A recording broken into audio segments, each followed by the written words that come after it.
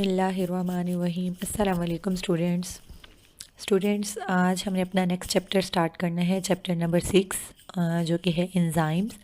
और आज हम इसका देखेंगे इंट्रोडक्शन कि इंजाइम्स क्या होते हैं, ये किस चीज़ से मिलके बने होते हैं और हमारी बॉडी में क्या फ़ंक्शन परफॉर्म करते हैं।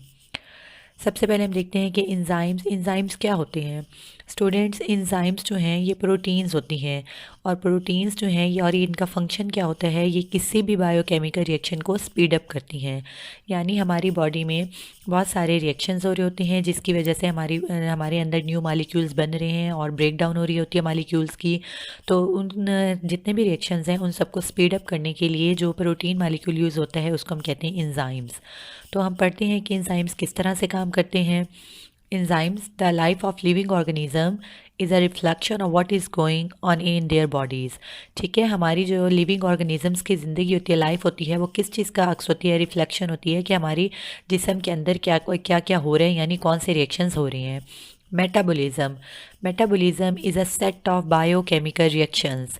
मेटाबॉलिज्म क्या है, ये बायोकेमिकल रिएक्शंस का सेट है। यानी बायो का मतलब लिविंग ऑर्गेनिजम्स और केमिकल रिएक्शंस वो वाले केमिकल रिएक्शंस जो लिविंग ऑर्गेनिजम्स की बॉडी के अंदर होते हैं। ठीक है, तो मेटाबॉलिज्म क्या है, बायोकेमिकल रिएक्शंस का सेट है that occur in living organisms in order to maintain life. ठीक है, हमारी लाइफ को मेंटेन करने के लिए लिविंग ऑर्गेनिजम्स के अंदर जो रिएक्शंस होते हैं वो क्या कहलाती हैं, मेटाबॉलिज्म। अब मेटाबॉलिज्म जो है उसको हम दो तरह के होते हैं हमारे अंदर reactions. This process allows organisms to grow and reproduce, maintain their structures. ठीक है, अभी जितने भी रिएक्शंस हैं जो मेटाबॉलिज्म सेट है वो हम पढ़ते हैं कि किस चीज़ का सेट है, लेकिन ये जो मेटाबॉलिज्म है ये वो प्रोसेस हैं जो लिविंग ऑर्गेनिजम्स के को ग्रो करने में और उसके अलावा उनके स्ट्रक्चर्स को मेंटेन करने में हेल्पफुल होती है। And respond to their environment, और अपने इन्वायरमेंट को ये रिस्पॉन्ड करते हैं। मेटाबॉलिज्म जो है दो प्रोसेस पे वो कंसिस्ट होता है, एक को हम कहते हैं एनाबॉलिज्म और सेकंड वन होता है कैटाबॉलिज्म। तो हम देखते हैं कि मेटाबॉलिज्म में एनाबॉलिज्म और कैटाबॉलिज्म कौन कौन से प्रोसेस इंक्लूड हैं। Anabolism include the biochemical reactions. Anabolism living organism के अंदर वो केमिकल रिएक्शन है इन which larger molecules are synthesise. यानी एनाबॉलिज्म बॉडी में जब लार्जर मॉलिक्यूल्स बन रहे होते हैं तो उस प्रोसेस को हम कहते हैं एनाबॉलिज्म। ठीक है, while catabolism include the biochemical reaction in which larger molecules are broken down. और कैटाबॉलिज्म लिविंग ऑर्गेनिज्म के अंदर वो केमिकल रिएक्शन है जिसके अंदर लार्जर मॉलिक्यूल्स ब्रेक डाउन होकर स्मॉलर मॉलिक्यूल्स में कन्वर्ट हो रहे होते हैं। ठीक है, तो ये एनाबॉलिज्म और कैटाबॉलिज्म दोनों को हम किसके टाइप है, ये मेटाबॉलिज्म के सेट हैं। एनाबॉलिज्म क्या है, जिसमें लार्जर मॉलिक्यूल्स बनते हैं, और कैटाबॉलिज्म क्या है, जिसमें लार्जर मॉलिक्यूल्स की ब्रेक डाउन होती है into smaller molecules. Usually energy is released in catabolism. जब लार्जर मॉलिक्यूल्स की ब्रेक डाउन होती है तो उसके नतीजे में एनर्जी रिलीज होती है। And it is utilized in anabolism. और ये वाली एनर्जी कहाँ इस्तेमाल होती है, एनाबॉलिज्म में, जब लार्जर मॉलिक्यूल्स सिंथेसाइज हो रहे होते हैं। In this way, the biochemical reactions are usually energy transfers। तो इस तरह से जो बायोकेमिकल रिएक्शंस हैं वो क्या हैं, एनर्जी ट्रांसफ़र हैं। ड्यूरिंग मेटाबॉलिज्म के दौरान chemicals are transformed from one form to the other by enzymes. ठीक है, अब इसमें क्या होता है, मेटाबॉलिज्म में जब एक मॉलिक्यूल टूट के दूसरे मॉलिक्यूल में कन्वर्ट हो रहा होता है तो क्या होता है कि एक केमिकल्स में क्या होता है कि मॉलिक्यूल्स एक से दूसरे में चेंज हो रहे होते हैं, किसके ज़रिए से, बाय इंजाइम्स के ज़रिए से। केमिकल्स जो हैं वो एक शक्ल से दूसरी शक्ल में तब्दील होते होते हैं इंजाइम्स की मदद से। Enzymes are crucial to metabolism. Enzymes जो हैं वो क्या है, क्रुशियल हैं मेटाबॉलिज्म के लिए, नेसेसरी हैं because they act as biocatalyst and speed up and regulate metabolic pathway. Enzymes क्या करते हैं, मेटाबॉलिज्म के लिए क्यों इंपॉर्टेंट हैं, क्योंकि ये बायो कैटलिस्ट के तौर पे काम करते हैं। Bio mean living organism, catalyst का मतलब कैटलाइज करते हैं, स्पीड अप करते हैं रिएक्शन को। ठीक है, लिविंग ऑर्गेनिजम्स की बॉडी के अंदर जो बायोकेमिकल रिएक्शंस हो रहे होते हैं उनको स्पीड अप करते हैं, तो हम इसको क्या कहते हैं, इंजाइम्स को बायो कैटलिस्ट कहते हैं। और ये क्या करते हैं, स्पीड अप करते हैं and regulate the metabolic pathway. ठीक है, रेगुलेट करते हैं मेटाबॉलिक पाथवे को, यानी कैटाबॉलिज्म और एनाबॉलिज्म के जो प्रोसेस हो रहे हैं, चाहे लार्जर मॉलिक्यूल्स बन रहे हैं या लार्जर मॉलिक्यूल्स की ब्रेक डाउन हो रही है, तो उसको रेगुलेट करते हैं और उस रिएक्शन को स्पीड अप करते हैं। ठीक है, इंजाइम्स आर प्रोटीन्स। अब ये इंजाइम्स की डेफिनेशन है।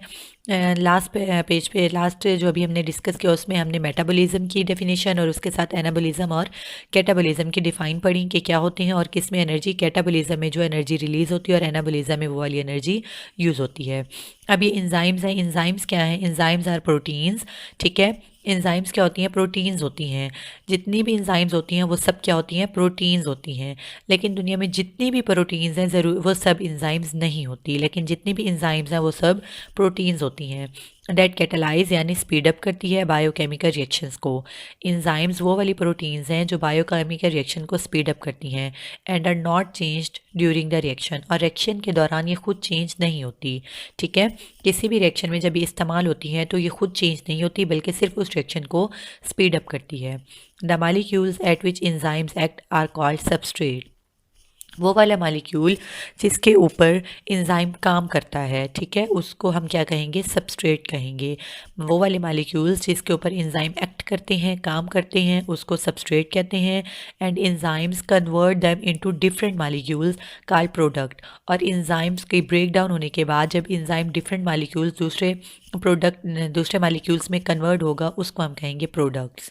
ठीक है, अब इंजाइम ने जो है सबस्ट्रेट जिस पे काम किया उसको एक मालिक्यूल को ब्रेक डाउन किया और उसको प्रोडक्ट में कन्वर्ट कर दिया, लेकिन इस दौरान इंजाइम जो है खुद यूटिलाइज नहीं होता। All chemical reactions require activation energy. अब ये क्वेश्चन है कि एक्टिवेशन एनर्जी क्या होती है।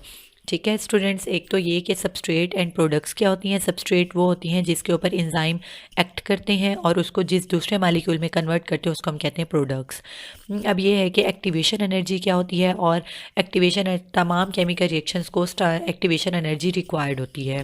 तो हम इसको डिफ़ाइन क्या करेंगे?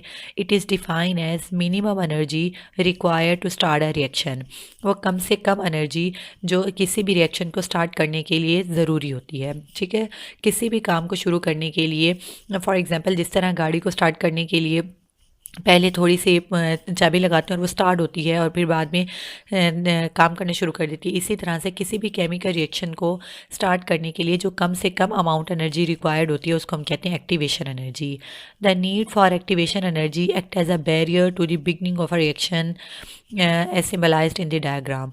ठीक है, वो स्टूडेंट्स से कह रहे हैं कि एक्टिवेशन एनर्जी जो है वो किस तरह एक्ट करती है, बैरियर के तौर पे काम करती है, जो किसी भी रिएक्शन को स्टार्ट करने के लिए बैरियर के तौर पर काम करती है।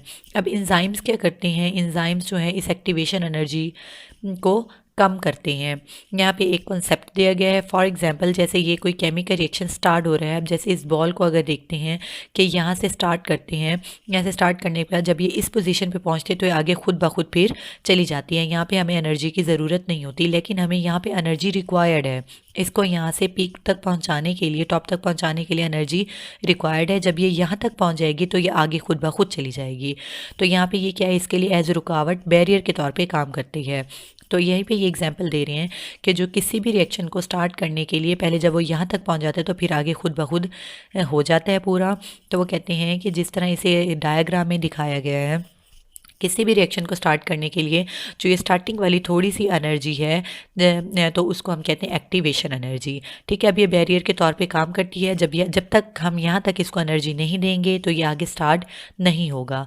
तो इंजाइम्स क्या करते हैं? इंजाइम इस एक्टिवेशन एनर्जी को यानी इस बैरियर को कम कर देते हैं। किस तरह से कम करते हैं वो हम डिस्कस करते हैं। Enzymes lower such barrier by decreasing the requirement of activation energy. Enzymes जो है इस बैरियर को कम कर देते हैं, यानी एक्टिवेशन एनर्जी की जो रिक्वायरमेंट है उसको कम कर देते हैं। Thus, in the presence of enzyme, reaction proceed at a faster rate, और जिसकी वजह से एंजाइम्स की मौजूदगी में जो रिएक्शंस हैं वो बहुत ज़्यादा फास्टर रेट पे प्रोसीड होते हैं। अब इंजाइम्स जो हैं किस तरह से एक्टिवेशन एनर्जी को कम करते हैं, किस तरह से उस बैरियर को कम करते हैं कि जो एनर्जी है कम से कम लगे और रिएक्शन जल्दी से स्टार्ट हो जाए। Enzymes lower the activation energy. Students ये शॉर्ट क्वेश्चन भी है हमारे लिए कि how enzymes lower the activation energy. Enzymes जो हैं किस तरह से एक्टिवेशन एनर्जी, वो जो बैरियर है उसको कम करते हैं, रुकावट को कम करते हैं। Enzyme lower the activation energy in several ways. They may alter the shape of substrate. ये सबस्ट्रेट की शेप को चेंज कर देते हैं। Reducing the requirement of energy. ठीक है, जो एनर्जी रिक्वायर्ड है उसकी अमाउंट को कम करते हुए, एनर्जी जो रिक्वायर्ड है उसके कम करते हुए, यानी क्या करते हैं, सबस्ट्रेट की शेप को चेंज कर देते हैं। ऐसी शेप जो कि एक्टिवेशन एनर्जी चाहिए उसको प्रोडक्ट में कन्वर्ट होने के लिए, तो उसकी सबस्ट्रेट की शेप को चेंज कर देते हैं ताकि वो जल्दी से रिएक्शन स्टार्ट हो जाए और वो प्रोडक्ट में कन्वर्ट हो जाए। Some enzymes do so by disrupting the charge distribution on substrate. कुछ इंजाइम्स क्या करते हैं कि जो सबस्ट्रेट के ऊपर कोई भी मालिक्यूल है उसके ऊपर चार्ज होते हैं उसको डिस्टर्ब कर देते हैं, जिसकी वजह से जो एनर्जी ज़्यादा रिक्वायर्ड नहीं होती और रिएक्शन स्टार्ट हो जाता है। एंजाइम में also lower activation energy by bringing substrate in the correct orientation to react. इसी तरह से जो इंजाइम्स हैं वो उस किसी सबस्ट्रेट जिसने प्रोडक्ट में कन्वर्ट होना होता है उसके सही सिम्त में ले आते हैं, ओरिएंटेशन में ले आते हैं, ताकि वो उस इंजाइम के साथ बाइंड हो सके और वो अपने रिएक्शन को प्रोसीड कर सके। तो ये 3 प्रोसेस हैं जो हमने देखे कि किस तरह से इंजाइम्स जो हैं एक्टिवेशन एनर्जी को कम करते हैं। जी स्टूडेंट्स, तो ये 3 वेज़ हैं जिस तरह से इंजाइम्स जो एक्टिवेशन एनर्जी को कम करते हैं। किस तरह से हमने कहा, नंबर 1 कि सबस्ट्रेट की शेप को चेंज कर देते हैं ताकि वो जल्दी से रिएक्शन प्रोडक्ट में कन्वर्ट हो जाए, और उसके लिए जो एक्टिवेशन एनर्जी है, जो पहली शेप थी उसके लिए एक्टिवेशन एनर्जी ज़्यादा थी, जब उसकी शेप को सबस्ट्रेट को कन्वर्ट कर देंगे, चेंज कर देंगे, तो एक्टिवेशन एनर्जी कम हो जाएगी। सेकेंड हमने कहा कि जो इंजाइम्स हैं वो सबस्ट्रेट के ऊपर कोई भी मालिक्यूल है तो उनके ऊपर चार्ज होते हैं, ठीक है, तो उन मालिक्यूल्स के जो चार्ज हैं उसकी डिस्ट्रीब्यूशन को डिस्टर्ब कर देते हैं, चेंज कर देते हैं, जिसकी वजह से जो है वो सबस्ट्रेट जो है प्रोडक्ट में कन्वर्ट हो जाता है और उसको स्टार्ट करने के लिए जो एक्टिवेशन एनर्जी चाहिए थी वो भी कम हो जाती है।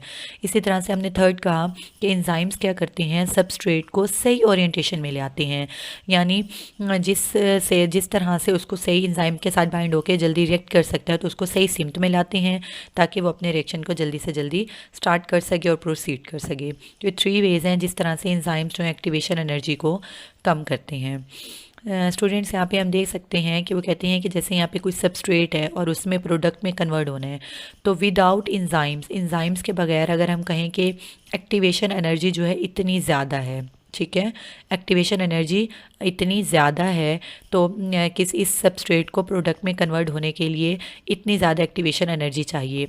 लेकिन जब इंजाइम्स होता है तो इंजाइम क्या कर देगा, इन 3 डिफरेंट वेज जो हमने पढ़े उसके ज़रिए से एक्टिवेशन एनर्जी को लो कर देगा और वो इतनी कम हो जाएगी, यानी सबस्ट्रेट को प्रोडक्ट में कन्वर्ट होने के लिए जस्ट इतनी एक्टिवेशन एनर्जी चाहिए होगी, ठीक है। इसके ज़रिए से हम समझ सकते हैं कि विदाउट इंजाइम्स इतनी ज़्यादा एक्टिवेशन एनर्जी रिक्वायर्ड है और इंजाइम्स के साथ एक्टिवेशन एनर्जी इतनी चाहिए।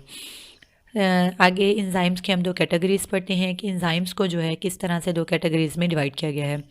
Enzymes can be categorized on the basis of the site where they work.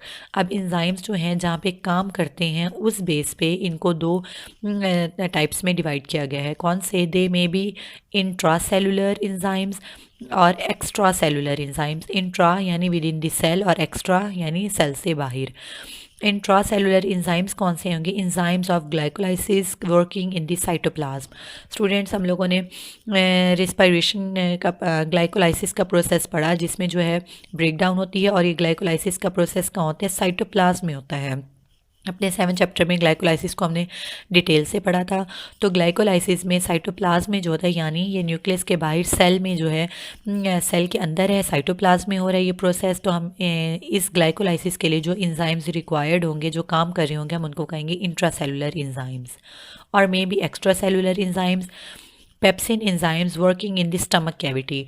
अब पेप्सिन इंजाइम्स जो हैं वो स्टमक वॉल्स में से रिलीज़ होकर जब स्टमक में आते हैं तो यानी वो अपने सेल से बाहर आ जाते हैं, ठीक है, काम करने के लिए। जिसने इसको सिक्रीट किया वहाँ से वो सिक्रीट होने के बाद स्टमक में आ जाते हैं, तो सेल से बाहर आके काम करते हैं, स्टमक में अपने सेल से बाहर आके काम करते हैं, तो इनको हम कहेंगे एक्स्ट्रा सेलुलर इंजाइम्स।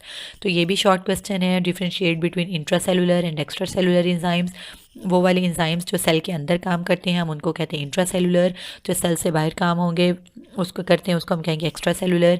इसमें एक एग्जांपल दे सकते हैं ग्लाइकोलाइसिस के एंजाइम्स जो कि साइटोप्लाज्म में वर्क करते हैं, और इसमें पेप्सिन एंजाइम्स जो कि स्टमक कैविटी में काम करते हैं। तो स्टूडेंट्स, यहाँ तक का हमारा टॉपिक कंप्लीट होता है। आपने इसको अपनी बुक पेज नंबर 107 से रीड करना है। जज़ाकल्लाह, अल्लाह हाफिज़।